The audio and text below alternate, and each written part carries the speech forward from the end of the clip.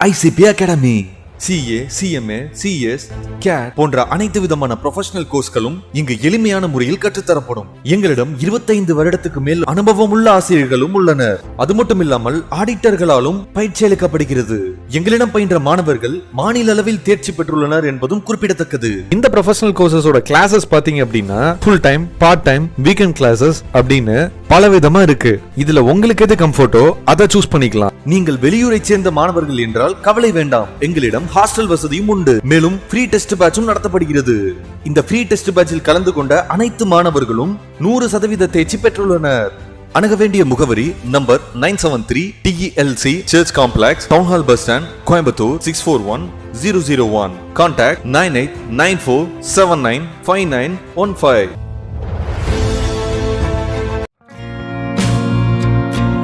Welcome back friends.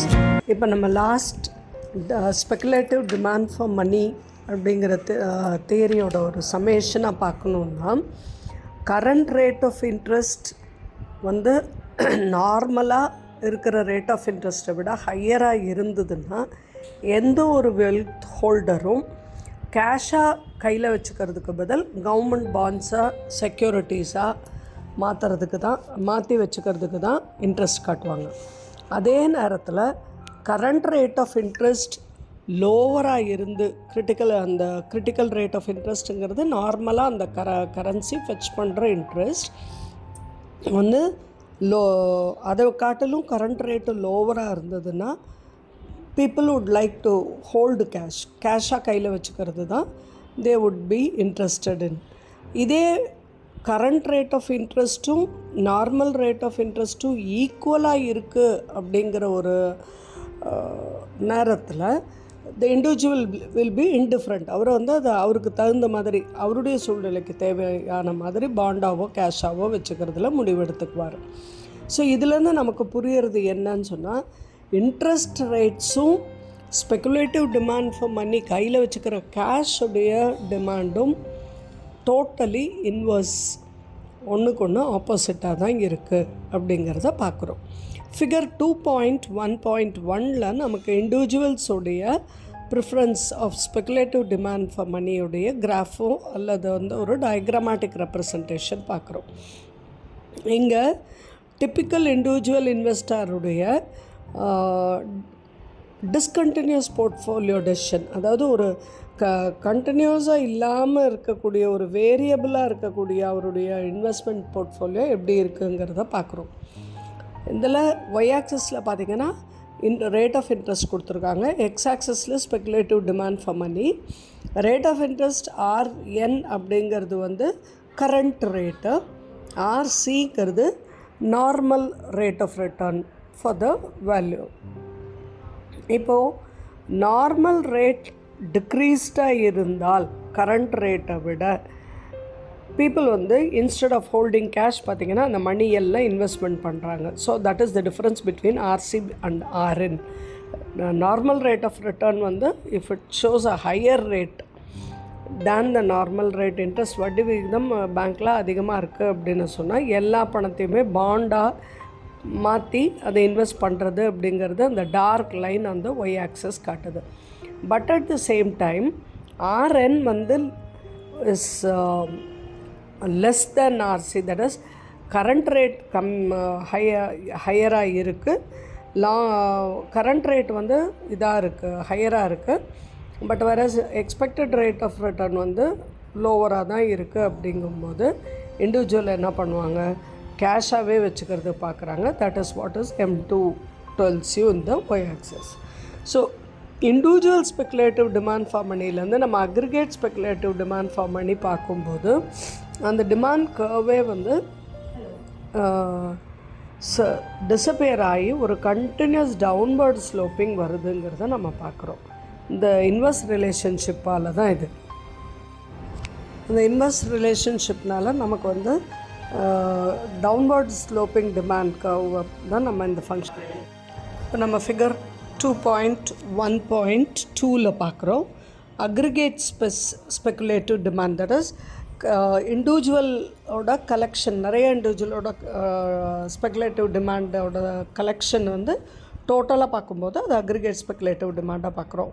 Y ஆக்சஸில் நமக்கு various rate of interest இருக்குது. X ஆக்சஸில் மணி holding positions பார்க்குறோம்.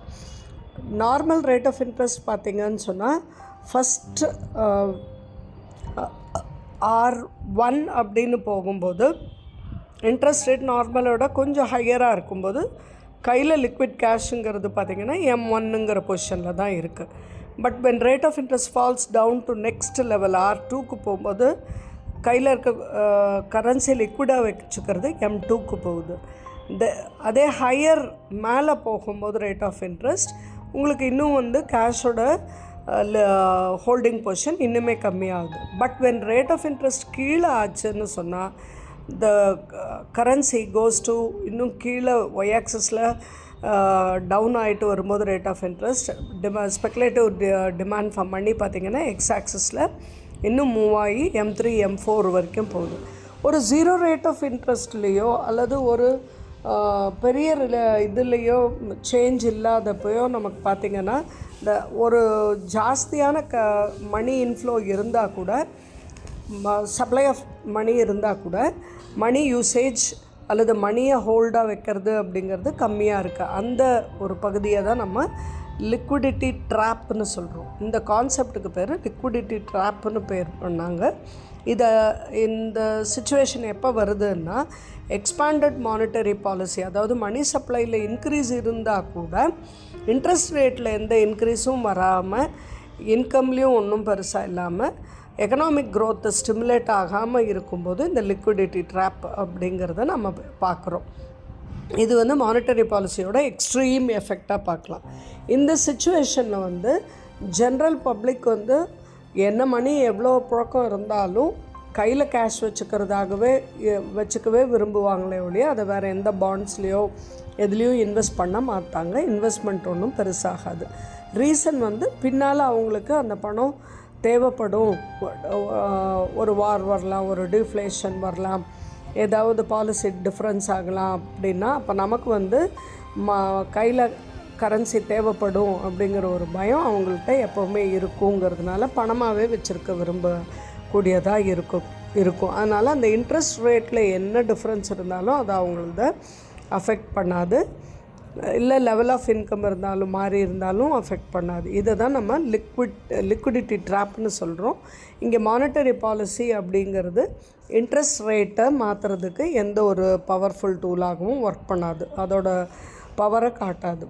இந்த லிக்விடிட்டி ட்ராப்புங்கிறது 0% இன்ட்ரெஸ்ட் ரேட் இருக்கிறப்பவும் நம்ம பார்க்குறோம். இன்ட்ரெஸ்ட் ரேட் ஜீரோவாக இருக்கும்போது பப்ளிக் வந்து மணியை வந்து எந்த பாண்டுலேயும் போட்டு வைக்கிறதுக்கு விருப்பப்பட மாட்டாங்க. ஏன்னா interest rate is not very high. 0% interest இருக்கும்போது அவங்க பணம் பேங்க்கில் இருந்தாலும் அவங்க கையில் இருந்தாலும் இட் மீன்ஸ் த சேம். கையில் இருந்தாலாவது லிக்விடாக இருந்தால் எப்போவாவது நம்ம செலவு பண்ண முடியும் அப்படிங்கிறதுனால they keep it in their own ஹேண்ட்ஸ்னு சொல்லலாம். இதே வந்து வேறு பேர்ட்ஸில் பேசணும் அப்படின்னா இன்வெஸ்டர்ஸ் வந்து கேஷ் சேவிங்ஸாக வச்சுக்கிறது தான் விரும்புவாங்க, பாண்ட்ஸாக மாற்றுறதுக்கு பதில். ஏன்னு கேட்டால் இந்த வந்து மாற்றுறதுக்குரிய ட்ரான்ஸ்ஃபரிங் மணி அதுவே அவங்களுக்கு அந்த ப்ரோக்கர்ஸ் சார்ஜஸே வந்து ஹெவியாக இருக்க மாதிரி இருக்கும். What they earn out of இன்ட்ரெஸ்ட்டை விட அது வந்து அதிகமாக இருக்கிறதுனால it will be not be useful for them.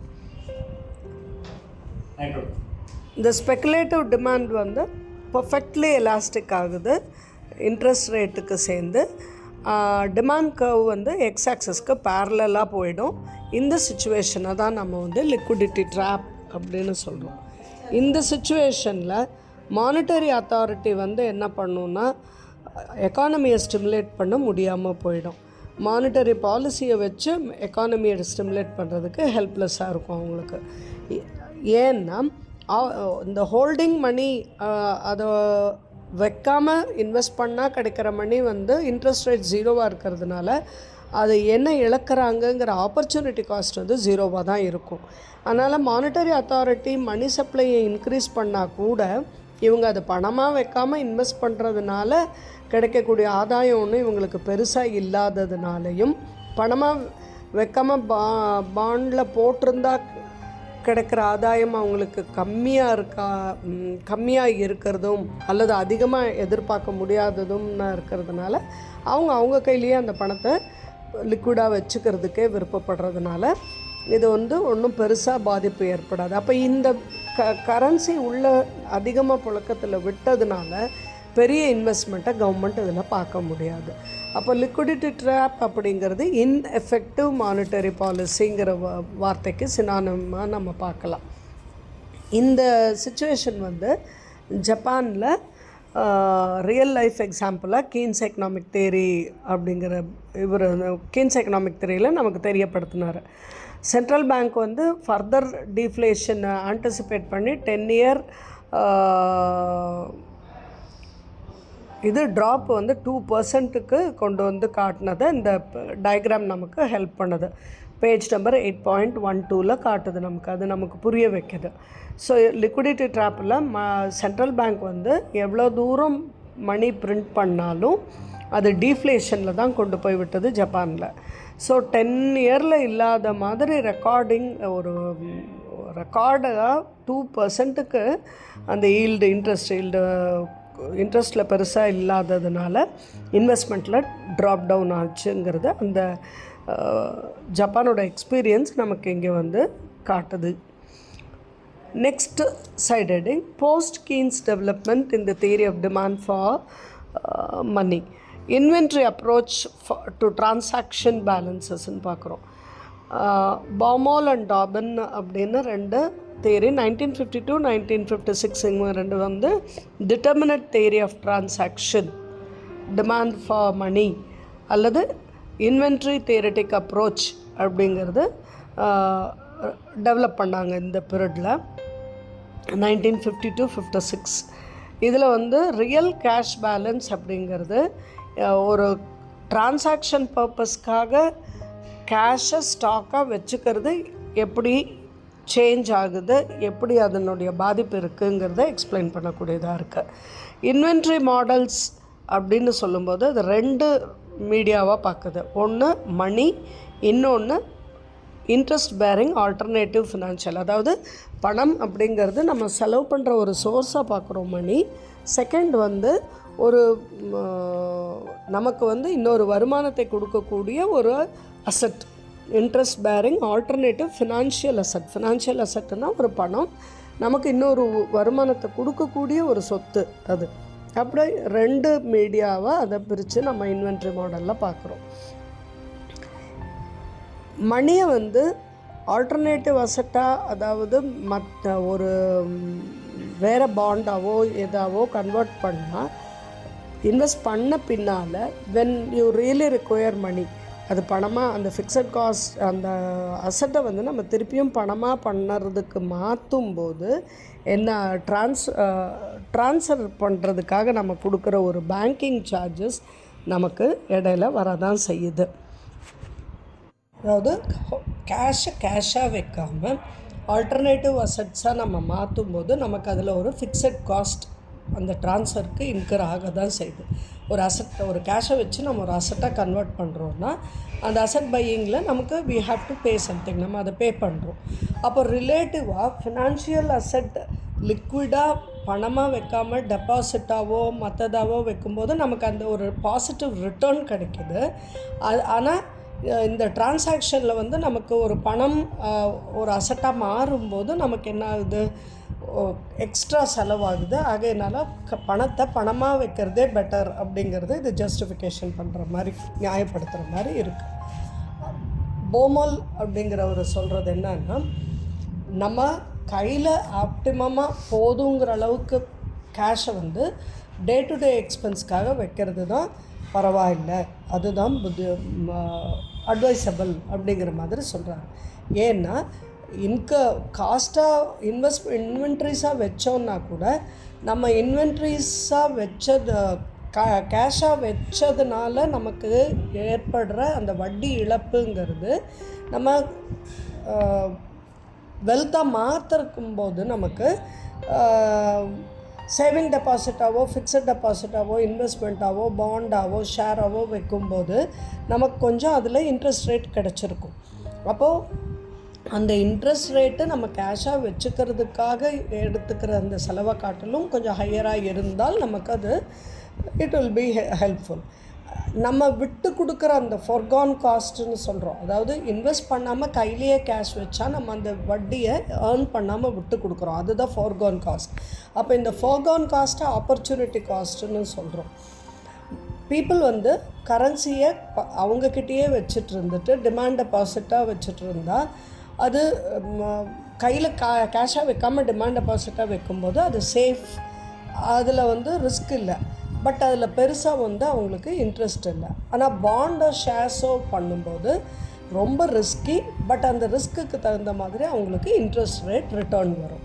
Savings deposit பேங்க்கில் வைக்கும்போது ரொம்ப சேஃபு, பட் ரொம்ப சின்ன அமௌண்ட் ஆஃப் இன்ட்ரெஸ்ட்டு தான் கிடைக்கும். அதனால் போமோல்ங்கிறவர் கொஸ்டின் பண்ணுறாரு, ஏன் பீப்புள் வந்து மணியை கரன்சியாவோ ஒரு டிமாண்ட் டெபாசிட்டாவோ வைக்கணும், சின்ன சேவிங் டெபாசிட்டாக மாற்றிக்கலாம்ல, அது ரிஸ்க் ஃப்ரீ தான், அதே சமயத்தில் ஒரு சின்ன ரேட் ஆஃப் இன்ட்ரெஸ்ட்டும் அவங்களுக்கு எப்படியும் கிடைக்கதானே செய்யுது அப்படின்னு அவருடைய வாதமாக இருக்குது. அவர் என்ன சொல்கிறாரு, கன்வீனியன்ஸ் அண்ட் கேப்பபிலிட்டி அப்படிங்கன்னு பார்க்கும்போது ஈஸியாக ஒரு டிரான்சாக்ஷன் பர்பஸ்க்கு இது பயன்படுத்தக்கூடிய மாதிரி இருக்குது. ஸோ டிமாண்ட் ஆஃப் மணி அப்படிங்கிறது அந்த ரேட் ஆஃப் இன்ட்ரெஸ்ட்டை பொறுத்து அமையுது அப்படிங்கிறது இந்த இதிலருந்து தெரிய வருது. நமக்கு ஈஸியாக வச்சுக்கிற ஒரு பணத்தை டிரான்சாக்ஷனுக்கு மாற்றுறதுக்கு எவ்வளோ ஈஸியாக நமக்கு கன்வெர்ட் பண்ண முடியுதுங்கிறதும் அதனுடைய வட்டி விகிதம் போனால் போகுதுங்கிறத வச்சுக்கிறதையும் பார்த்தா அது ரெண்டையும் தான் டிட்டர்மின் பண்ணுது டிமாண்ட் ஆஃப் மணி கையில் வச்சுக்கிறது எவ்வளோ வச்சுக்கணுங்கிறதோட டிமாண்டு அப்படிங்கிறது இவருடைய கருத்தாக இருக்குது. ஸோ இன்ட்ரெஸ்ட் ரேட் சேவிங்ஸ் டெபாசிட்டில் அதிகமாக பீப்புள் வந்து கையில் கம்மியான கரன்சி தான் வச்சுக்குவாங்க, டிமாண்ட் டெபாசிட்டாவோ சேவிங் டெபாசிட்டோ வைக்க தான் விரும்புவாங்க.